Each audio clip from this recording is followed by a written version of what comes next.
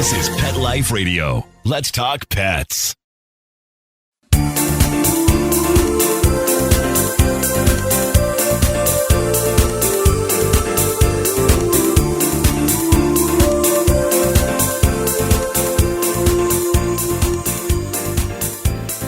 Hi, folks. Welcome to Alive Again. Yep, we're back, and today we're going to talk about mistakes in animal communication. You're going, what? Well, let's go with the very first mistake that's the most important of all. A lot of those teachers out there say to you, everybody can do this. That is not right, and that's going to upset a lot of people who have classes, because the bottom line is this. If everybody could do it, there wouldn't be teachers. So, in different lifetimes, you have different gifts, and you use those different gifts for your evolution and your learning through that timetable and that reincarnation. So, not everybody has every gift in every lifetime. Now, if you're drawn to it, then perhaps you do have that gift inside, and maybe a teacher can say to me, only the people who are drawn to this have the gift and everybody has it. But when I hear everybody's got it, that's not right. Because you use different gifts in different time frames of your evolution. Having done this 30 years, at some point in time, a lot of times you change what you do in your evolution of what you came to serve and who you came to benefit. I started off doing medical intuitive work. Somebody said, can you talk to dead pets? And I went, what? And they said, can you talk to dead pets? I said, I don't know. And with that, and I said, let's talk to Fluffy. And there comes Fluffy, and I could see him. And it was like, whoa, there's Fluffy walking on my desk. Fluffy, you want to talk to me? Fluffy goes, yeah. And I'm going, what? So I see them in their steam form, in spirit, and talk to him face to face. And that changed from doing medical intuitive work to talking to Fluffy. So a lot of times the universe takes your gifts and uses them at different times, at different points in your life. And not everybody has every gift all the time. So don't be drawn in by that sales pitch of, well, everybody's got this. No, if you're drawn to it, you probably do. But not everybody's got it, because you have to do different gifts in different lifetimes, okay? And then if you've got a bunch of clairs, as everybody says, I've got all those clairs. Well, you know what? You can only use them as you choose. So you can say, I don't choose to use listening and hearing clairaudience all the time. I don't choose to be clairsentient all the time. That way you control the gifts instead of the gifts controlling you. And that is going to be another show, so stay tuned. Okay? Now, the first thing is, not everybody has. Got it? If you have it and you're drawn to it, the biggest mistake everybody makes is not asking the pet for permission to talk to them. Everybody goes, well, I'm just going to zoom in there and I'm going to talk to Fluffy and Jumper. No, it doesn't work that way. Fluffy and Jumper got a mind of their own, and they can do whatever they want to. And you're saying, well, wait a minute, you only talk to dead pets. No, this is with live pets too, because energy is energy, and you can access energy at any time. Today we've got Lara and Joey with us, and they're going to talk about mistakes in animal communication. But first, we're going to take a break for our sponsors. You know the expression, cats have 9 lives. Well, what if you can give them one more? The Give Them 10 movement is on a mission to help give cats an extra life. How? With spay and neuter. Spaying or neutering your cat helps them live a longer, healthier life. And it helps control free-roaming cat populations too. Learn more about the benefits of spay and neuter and meet Scooter, the neutered cat, at GiveThem10.org. That's GiveThem10.org. Let's Talk Pets on PetLifeRadio.com.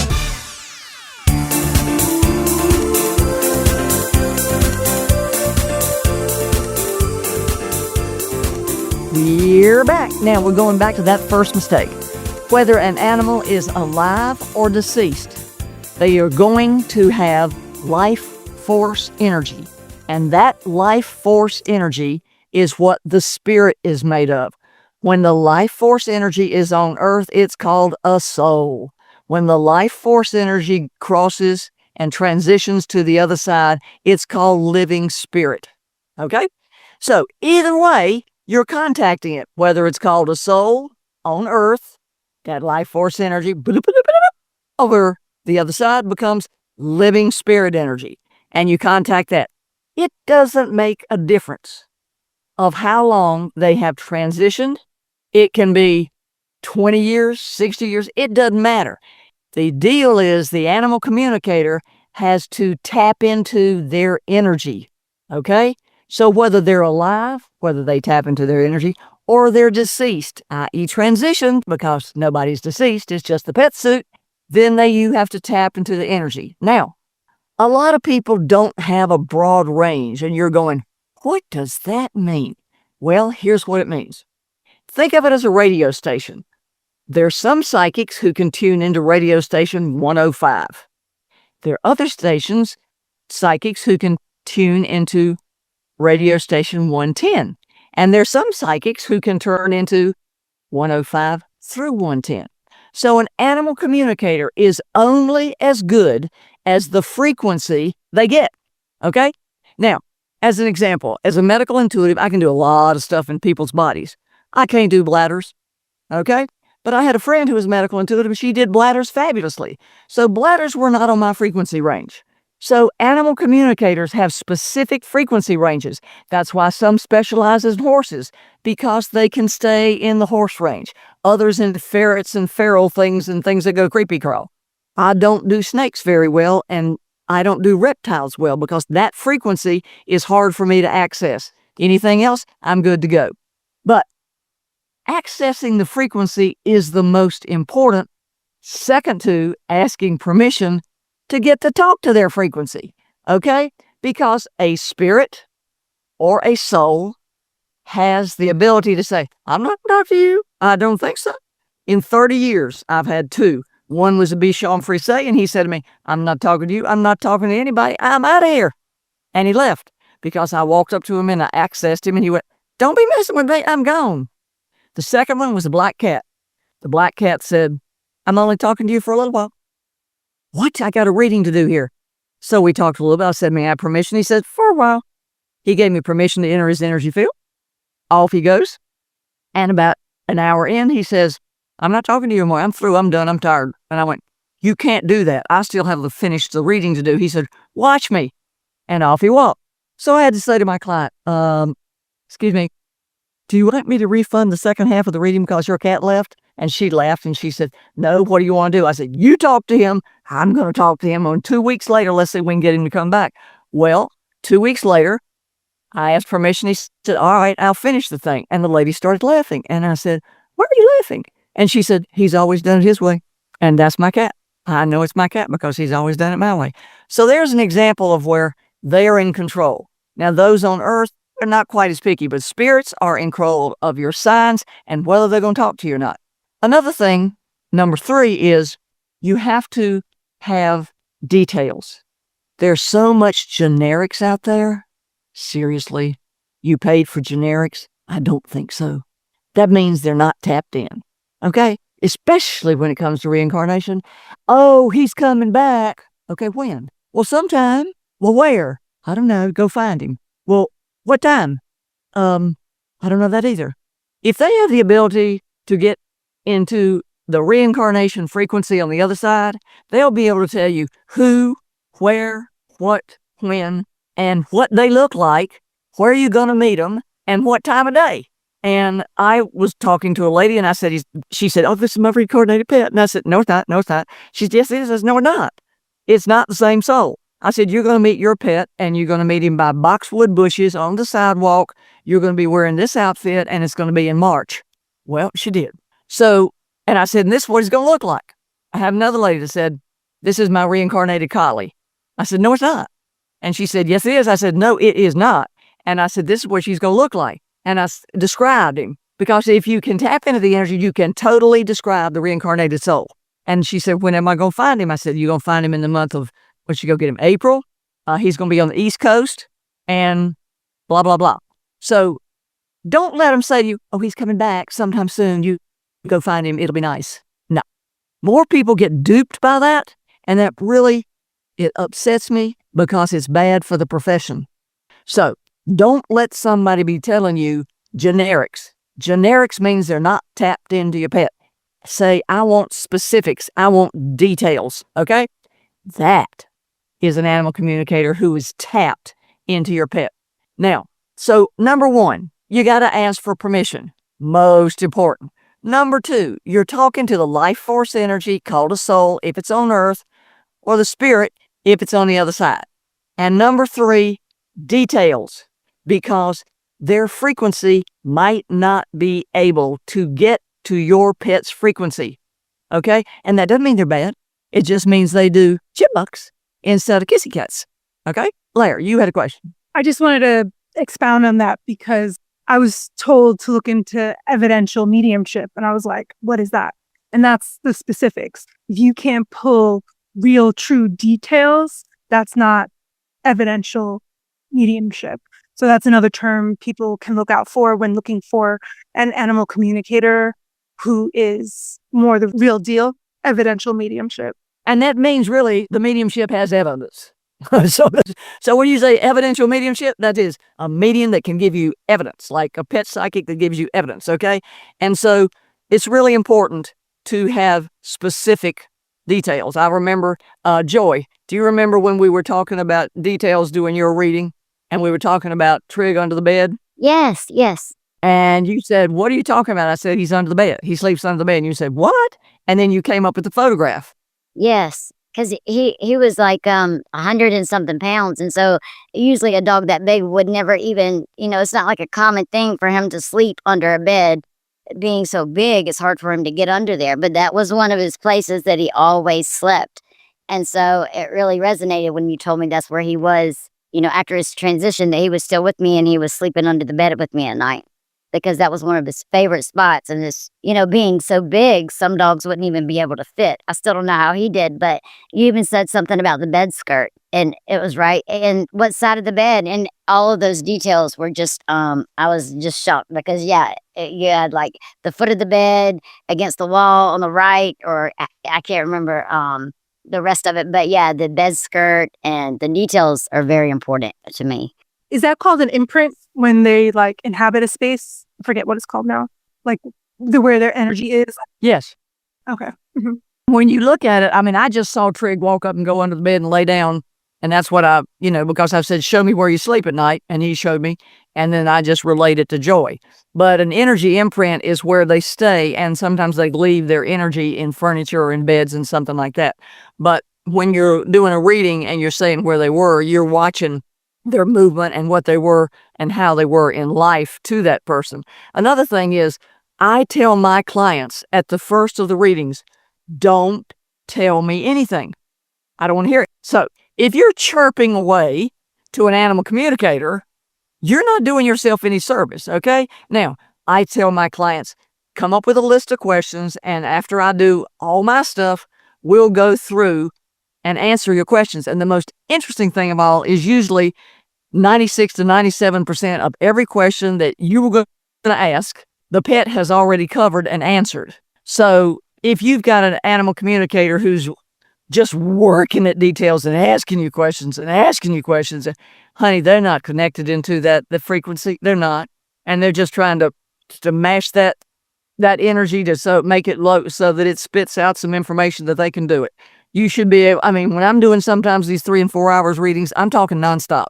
And then at the end of it, I say, you got any questions?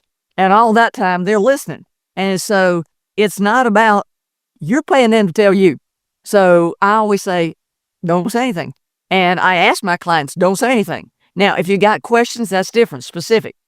But you don't want to be talking about fluffy. A lot of people get in this deal and they'll start saying, oh my God, fluffy. And they're starting all this stuff. And I just say, don't tell me anything. So that's what's important to know. All right. And now what we're going to do is let our sponsors thank you so very much for being here and for being a part of Pet Life Radio, the largest animal podcast in the world. Talk on sponsors. We'll be right back.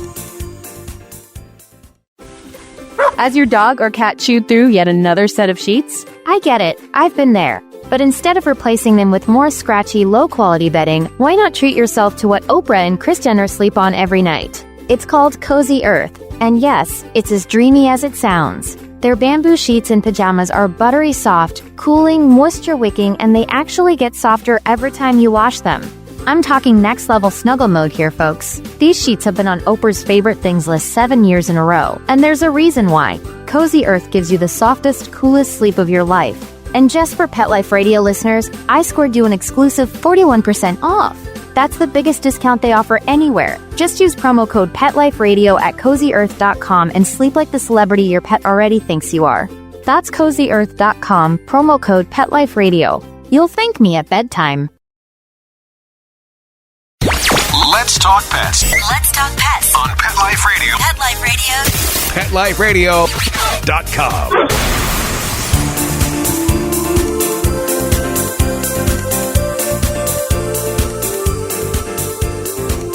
We're back. Thank y'all for listening to us this long. We greatly appreciate it. Come check us out on TikTok and YouTube because we do videos to back up these, and check out our books on Amazon. And we got one alive. For Alive Again, we have an animal reincarnation book and an after-death signs book that tells you how to find everything you need and get in touch with your pet. Now, we're going to let Lady Lair, who does cards, talk about mistakes in animal communication and see if we can help. For those who are pulling cards or doing another mode, it's just interesting. I don't see how she does what she does, but she does. I use the cards in conjunction with my intuition because the cards themselves are just pieces of paper, right? Did they send you in a direction? They do. Okay. How do you know it's not the wrong direction? That's the problem. They make things a little more tangible, so maybe I'll latch on to an idea that isn't what they were projecting and more my ego understanding. Like, give me an example. A bear? What are the signs that come up? Like, give me an example of one of the signs the cards means. So, like one of the cards, snake, has lots of heavy negative undertones. Yep.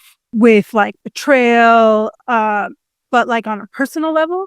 But then on another way, it's like the long way around, complications, slowdowns. So I could be seeing it as your pet is warning you that there are untrustworthy people in your way, when it could just be the pet saying, slow down. When you look at that card, do you say to yourself, okay, is this a pet talking to me, or is this a pet telling me to tell the person that? How do you know which it is? That I rely on intuition, and I listen a little closer to see if, because the cards relate to each other. Say I saw snake and fox together. Those are two pretty negative cards that get confused. So I see them together. Well, do the cards represent the pet or the person? They represent... Probably depends on the question. Depends on the question. It depends on the question I laid out to the pet. That's the most important thing about at least my card system is the question. Because if you ask an unclear question, you're going to get an unclear answer. Well, that's another thing. Whoa, let me point this out. Specifics, folks. It's like animal communication. Get details, not, well, Fuzzy's going to be back. Well, that means a spirit or reincarnated. Okay, so be back doesn't mean nothing. And so the more specific your question, the more specific the communicator is able to tell you. And what's important is, I always tell my client, if I don't get an answer, I'm not getting an answer right now. Don't let them hem and haw and make it up and throw stuff in. No. Just say, if you don't have an answer, catch me on the other side. And sometimes I'll be talking to a pet and 15 minutes later, he'll go, I'm going to answer that question now. And I'll go, okay, let's talk about it. Other times they'll say, nothing, crickets. And I just go, okay, I'm not getting an answer, because you don't have to cover your butt. Okay. That's not important. You simply say, I'm not getting an answer. That has integrity and accountability, because making it up, people grasp and hold on to what you're saying. And that's the worst thing you can do, is say, make it up. And another thing is, if you can't get the animal's frequency, tell them, I'm sorry, this is not a frequency I work with. Refund them and go home. Don't be trying to junk them around the whole time. That's really important. And a lot of people do that. And people will write you and say, oh, would you do a reading for me? Another thing, don't do parlor tricks. Okay? I had these people on TikTok and they write me, could you tell me about my pet? Well, yes, if you want to book a session and I'll give you a consultation and a reading. Otherwise, since I'm a professional, go play. All right? And it's not right to play parlor games. Then I had this other person call and go, oh, I feel your energy. I know the universe has got a message for me to send to you. Let me tell you something. If you get that, nix, go away. That means that's what a cat would do. That means those folks are going to try to solicit you, and they don't have the ability to have a professional business. That is the first thing to know. Beware, beware, beware. If they're soliciting clients, honey, they need them, okay? Some of us are booked 6 months to a year out because we've been doing this. We have a reputation, and there you go. So do not. And then he said, well, I can't wait 6 months. Fine, next, okay? Because the bottom line is, if you have a good reputation and you know what you're doing, it doesn't matter. Let me say this again in case you missed it in the first part. When you access the pet, energy is energy. It's always there.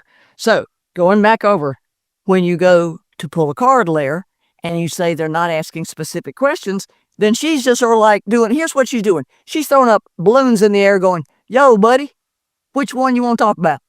And the person's going, well, you didn't answer my question. Well, you weren't specific. So beforehand, get specific. Did he pee on the carpet in the living room or did he pee on the carpet in the bathroom? Okay? If you did both, that's good. But the bottom line is, you want to be specific. Now, here's what I love, the best question. Is he happy? Seriously? Next question is he okay? Really? Why are you talking to me? If you think he's okay or not. And then you say, he's okay. And if you just sat there, then what did you pay for the other 4 hours for? Okay? And the other one is, did he know I love him? He was your pet, right? Now, sometimes to deal with stuff, it's about guilt. That is something we need to work with because guilt matters, all right? And you don't want them to go, oh, poor baby, it's okay. They need to be specific. When I do readings, I look inside the pet's body. I see what health issues the pet has, and then I help the person understand why the pet transitioned at the time they did transition. But if you're talking to Lady Lair and she's pulling a card, it's like, how is he? I don't even pull the cards. I'm like, look, you don't need the cards for that answer. There are a couple of questions you have I don't need to pull the cards for. They're just like, along with that integrity thing. Yeah, sure, I can pull some cards and then fanciful, whatever. But yeah, they're in spirit now. Things are different in spirit. So I explained that because it's like, I'm not going to waste that energy and time with a question that doesn't need intuition. I mean, because the bottom line is you're hiring, and this is what's important. You're hiring the animal communicator to, 1, connect with your pet. Get his permission to talk to you, because if he doesn't, she's dead in the water. 3, to handle the frequency that the pet has, not somebody else's. And a lot of people say, would you do 2 or 3 pets? Well, yeah, I can do 2 or 3 pets, but I do them one at a time. And say, well, why do you have to do them one at a time? Let me tell you why. It's like making a marbleized cake. If you got flour and you put in caramel and you put in chocolate and then you put in whipped cream and you spread them all around, that's a muddy cake. So when I do a reading, I specifically talk to pet number 1, specifically. Now, if number 2 comes through because they were in something like number 1 says, let you know that I'm not the one that throws the litter out of the litter box. Fluffy is the one that's the messy one, not me. Okay, but then I talk to pet number 2. Pet number 2 says, that's not so. Arthur over there, he's the one that farts in the house and smells so terrible, but I'm the one that doesn't make up the litter box. So when you do a bunch of pets at the same time, you're mixing energies. It's like a salad. It's like a stew. It's like a vegetable soup. And you don't get as much information. You don't get 100% accuracy because it's muddled. So when you're talking to an animal communicator, do it 1 pet at a time specifically. What will you do, Lair, when somebody says, I want you to talk to Fluffy and Arf and Farf at the same time? What are you going to do? I feel like I can only communicate with 1 at a time to make sure that Why not? To make sure that the energies don't commingle and I get a clear message. All about clarity. That's important. That's integrity to say, I get a clear message, not like, sure, I'll talk to everybody. How do you know you're getting 100% of an answer? You don't, because if you had that ability, you'd be talking to me yourself. Okay?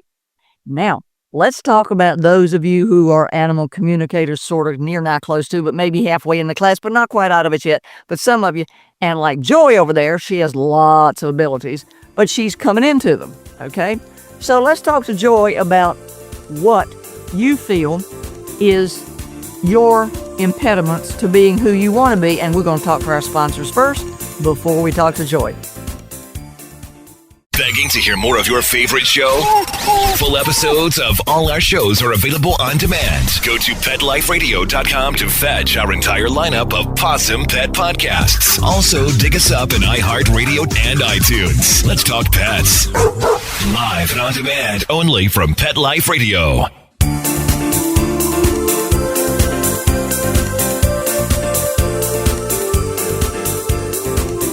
Now, Joy is really gifted, and as she's coming into this gift, she's going to share some of her stumbling blocks, and we can help you go through the stumbling blocks if you're an up-and-coming or a newbie AC. Go ahead, Miss Joy. Thank you, Brent. And I did want to go ahead and mention, as far as what you were just talking about the people that come to you saying they have a message for you, and they contact you trying to look for business, to watch out for those kind of people. And I thought it would be a good point to bring up for those of y'all out there that follow Brent on TikTok. She would never contact you through messages asking for a reading for you to get one. So I just wanted to throw that out there, that there are scammers, and Brent does not ever. And I just want to piggyback on Joy with that. Anybody contacting you in DMs, personal messages, in the comment section, oh, beloved, your energy, I'm called to give you a reading, blah, blah, blah. Run. Scammers. They're just out for your money. Run. And they're going to be putting on a persona of anybody with any clout. So any spiritualist you follow, if they all of a sudden message you, block, report. It's the only way to do it. Definitely report. I agree. And another thing, too, is if they say anybody that's truly spiritual knows they have to ask permission to enter your energy field if they're a high-level professional. If they don't, come on, folks, don't fall for that. All right, Joey, go ahead. Okay, and as far as me communicating, when I lost my black lab to cancer in 2017, well, actually, I didn't lose him. Let me correct myself. I didn't lose him because he's still with me in spirit form. But at the time, I didn't even know that I myself would be able to talk to him. I thought I could only, connect with him through a professional communicator. And I just didn't even know it was possible. I didn't know where to start. I didn't know that you could even ask for signs. I didn't know that there were signs. And I was actually getting signs. And I felt some type of way when I would see certain things, because I know there was a connection to Trig through it. Like, one was a napkin when I woke up one morning a few days later after he transitioned, and it was saying something about being a world traveler and life was a journey, and where was my journey going to lead, or some type of message like that printed on a little cartoon napkin that we had a whole stack of different sayings on. And I thought that was really interesting when I saw it, even though I didn't know pets could send signs like that. But later on, I found out Trig being my guardian angel, he works for an archangel that is the patron of travelers. So now I see why, I guess it was my soul being so connected to something that I knew connected with Trig. It was actually a sign from Trig, but I didn't know there were any at the time. I mean, I didn't know they could give signs. So I guess in the beginning, I just didn't know it was possible. But once I started learning, like, I could talk to him, just myself, or even like through like my heart where it's not out loud, just like when he was here, just talking to him like I normally would. Then I don't know, everything just kind of, that helped me a lot, learning I could just talk to him. And now sometimes when either ask a question or I would just say something to him and I would hear something in my mind, it wasn't like it was in a dog's voice. So my issue was thinking, oh, well, I made myself think that, it's what I wanted to hear. Okay, stop right there. A lot of people go, I made myself think that. First of all, what's the coincidence of you getting that information since your pet's gone? Really? Do you talk about that in your head? Okay. Number two, they're going to always say, it's in the dog's voice. Seriously? Is it my voice talking to myself? No. How did you learn the difference, Joy? Well, it was just a knowing. And okay, I'll give an example right in the beginning when I was trying to learn everything and get through my grief. And it was going to be the first Christmas. My grandmother also transitioned 2 weeks after Trig did. And so it was my first Christmas without them physically, there with all the family on Christmas Day. And I was walking Trig's brother Harley one night, and it was like the night before, 2 nights before the Christmas dinner with the family. And I was talking to Trig, and I said, please, Trig, be with us on Christmas Day for the family Christmas. And then just immediately, and I'm faster than I could have thought, I couldn't have come up with something this quick because I'm not quick like this. But immediately in my head, I heard, but I'm here now. And as soon as I was like, what? Then I heard again, and so am I. And it was the same, like, not necessarily voice, but the same knowing. But I had a picture, like a flash of my grandmother in my mind. And I just somehow knew that's who had just said that. So it was like Trig said, when I said, please be there with the family on Christmas Day, I want you there. He's like, but I'm here now. And I was so shocked. And then Mom's sitting there thinking, oh my God, I'm really going crazy now. And then I get that from my grandma saying, and I am too. And then I was like, oh my gosh, what just happened? Okay, when you say what just happened, now, at that point in time, this is the critical part. Everybody listen to this. If you're taking notes, this is what you want to take notes on. Had you decided they're dead, I can't hear from them? Or was it like, ooh, they're living spirits, there's a possibility? Right. I learned through your resources, actually. I feel like Trig led me to you, and I started watching all the videos, and I had learned to consider it possible because, didn't have anything to lose, So, right, that's the whole point. That's another thing, folks. Listen to what she just said. That's important. Try it. What have you got to lose other than your relationship with the transitioned person or pet for the rest of your being? There's nothing to lose, okay? There are not going to be any haints that are going to come down and go, gotcha, and not in the middle of the night, or then going to be creepy crawly forms coming across and pouncing on you, okay? That's not happening. What is happening is your heart is opening up to their heart energy on the other side. That makes it safe. Nobody's going to be the boogeyman. Nobody's going to come down and go, whoa, in the middle of the night, and the Grim Reaper carries you off. No, it's your heart connection to the transition person's heart connection. That is the sacred cord that keeps it safe. So go ahead, consider the possibility, listen to what she said, and why not? What happens after the why nots, Joey? Oh, everything falls into place. I mean, you start trusting the information is not you hearing what you want to hear. And even, when you don't expect, not necessarily asking questions, but when you don't expect something, it will happen. You'll immediately think of them, and you can learn to tell by the feeling you get, like through your heart, you recognize, and you just immediately know the connection because they'll send signs that resonate with you. Like if they had a little blanket with bunnies all over it, or they like to chase bunnies like Trig did, I would often see bunnies. And I'd never seen them before living in the city, around everything. And now I see them all the time, mainly on holidays. And usually they're brown, and I see black ones. It's just things that will resonate with you if you pay attention. And if you just try it, it'll start getting to where like it's, you get used to it, and you learn to trust yourself more without trying. You stay open in a way, not try. It's hard to see it, and it'll just kind of trust yourself, and it'll come, and the pet does the rest. Because after asking them, or asking Trig if he would be with me, make sure he was there on Christmas Day with the family, then when that day did end, then I heard him say, but I'm here now. And then also a flash of my grandma's picture, and then more words, I'm here too. And I just somehow knew it was her. After that, then when that day came, 1 or 2 days later, whenever it was, I also got signs that they were with me. Do I have a second to talk about those real quick? Yeah. No. Well, no. This signs we're not going to talk about because we're talking about actual communication. Okay. We'll do signs in another show. So let's see how Layra gets her communication from her cars. I just wanted to say one quote that I found on my online happenings that really resonates with the conversation we're having in general is, God spoke today in flowers, and I, who was waiting on words, almost missed the conversation. So it's like those things come up, maybe not the ways you were expecting. So if you're communicating with your pet and you're like, show me a bunny, and you're looking for bunnies hopping out in your yard, but like you somehow come across a bunny Easter chocolate thing. That's your bunny, So That's a kind of communication that is a sign communication. Today we're discussing talking communications. As she said, she hears in her head.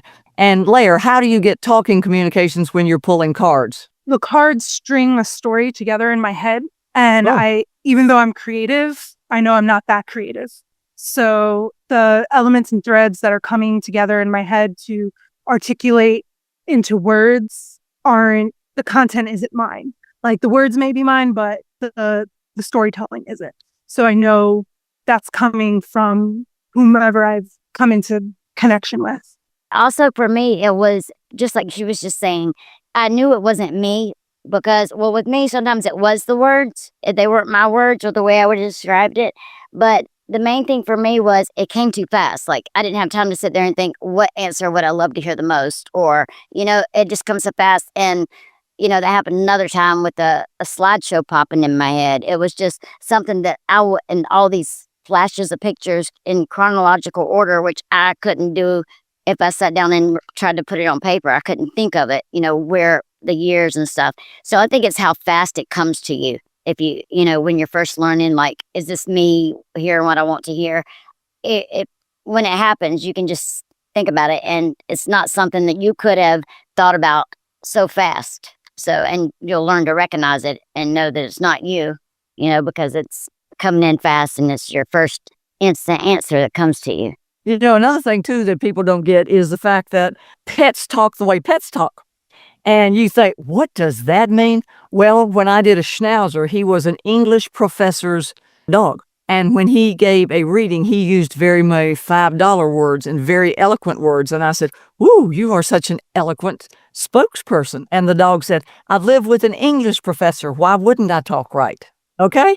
And then you get some others so the pet talks the way they are in the environment and the way they are with the person. And one of the things that like, for instance, I said to a pet one time, he kept saying, "Fuzzy butt, fuzzy butt, fuzzy butt." And you're going, this is coming in, you're going, "What the hell's a fuzzy butt?" And I said, "Ma'am, your pet keeps saying fuzzy butt 3 times, because I use the 3 times rule. If the pet says it 3 times, then I say it to him." She said, "Fuzzy butt." She started crying, and I'm going, "Oh, dear God, please, I've upset her." And she went, "No, he calls my name for him is fuzzy butt."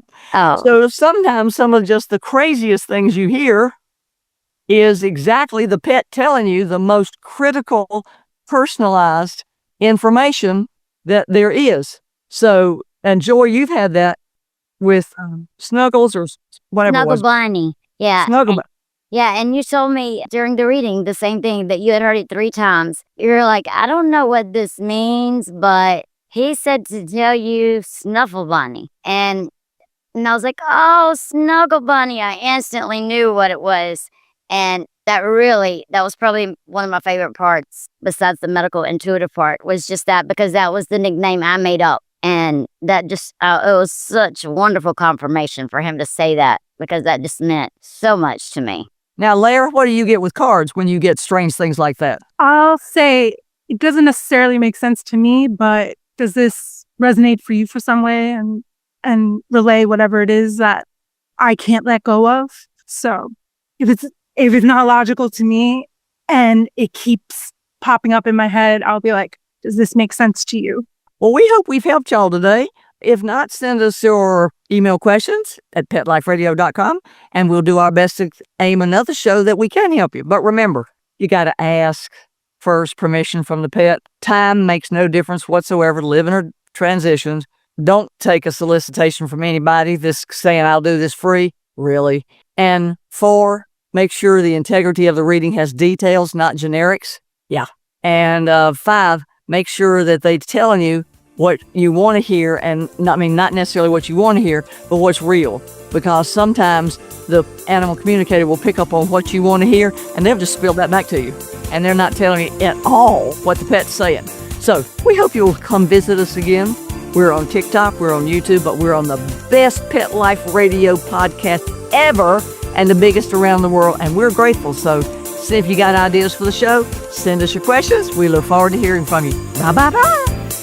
Let's Talk Pets, every week on demand, only on PetLifeRadio.com.